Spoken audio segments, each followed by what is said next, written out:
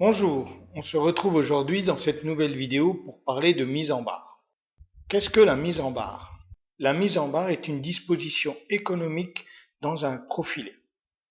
J'ai choisi comme support d'étude la fabrication d'une chaise de square.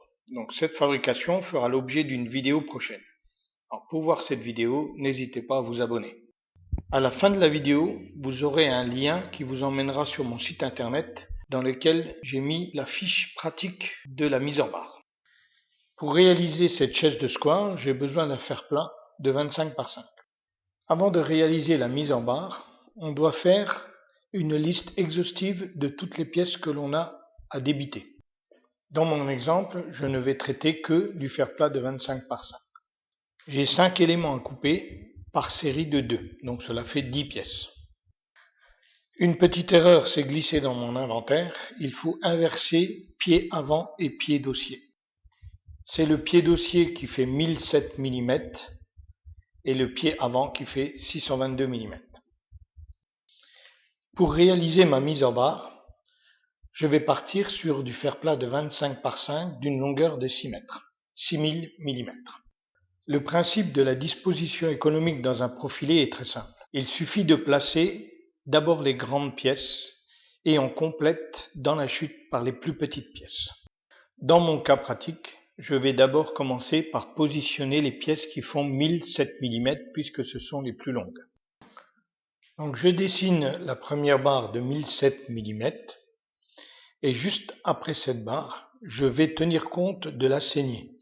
Donc moi je décide de découper mon profilé avec une meule et un disque à tronçonner, donc je vais considérer que ma saignée fait 3 mm. Donc la saignée étant le métal qui est enlevé par l'outil. À chaque fois que l'on positionne une pièce à couper, il ne faut pas oublier de rajouter la saignée. Une fois mes deux pièces de 1007 mm de positionnées, avec la saignée, je positionne les pièces de 622 mm puisque ce sont les plus grandes.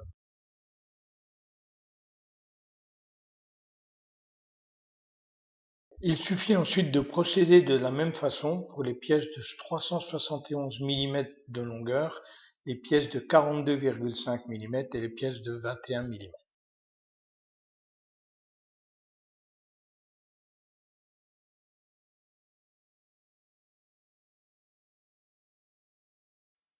Une fois toutes les pièces disposées sur notre barre, nous allons faire la somme de la matière nécessaire pour réaliser la chaise et la somme de la matière utilisée pour réaliser la chaise. Dans notre barre de 6000 mm, nous avons utilisé une longueur de 4157 mm. En additionnant toutes nos longueurs, nous avons besoin d'une longueur de 4127 mm. Donc il y a une différence de 30 mm qui correspond à la saignée due à chaque coup. Il nous restera une chute de 1843 mm. Maintenant, je vais refaire la même disposition économique, mais je vais considérer que je veux fabriquer non pas une chaise, mais deux chaises. Donc pour la fabrication de ces deux chaises, je vais avoir besoin de deux barres de 6 mètres de fer plat de 25 par 5. Sur le même principe que tout à l'heure, donc je vais partir de la plus grande barre vers la plus petite barre. Donc dans ma première barre de 6 mètres, je vais couper les plus grandes longueurs.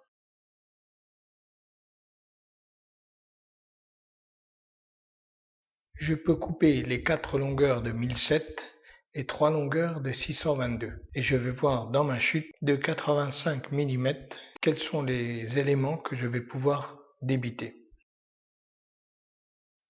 Je peux couper un élément de 42,5 mm et un élément de 21 mm. Il me restera une chute de 15,5 mm que je ne peux pas récupérer.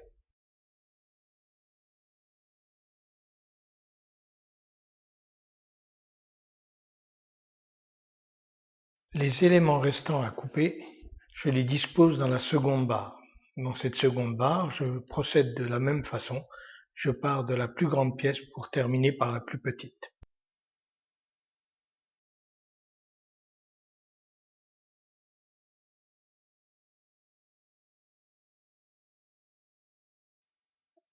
et donc il me restera une chute de 3670,5 mm. Voilà pour la mise en barre. Donc cette mise en barre vous permet d'organiser et de rationaliser votre travail. Donc elle va permettre d'économiser la matière en l'utilisant au maximum et d'organiser votre poste de travail pour le débit de vos différents éléments. Cette vidéo sur la mise en barre est terminée. N'hésitez pas à vous abonner si ce n'est déjà fait et moi je vous dis à bientôt.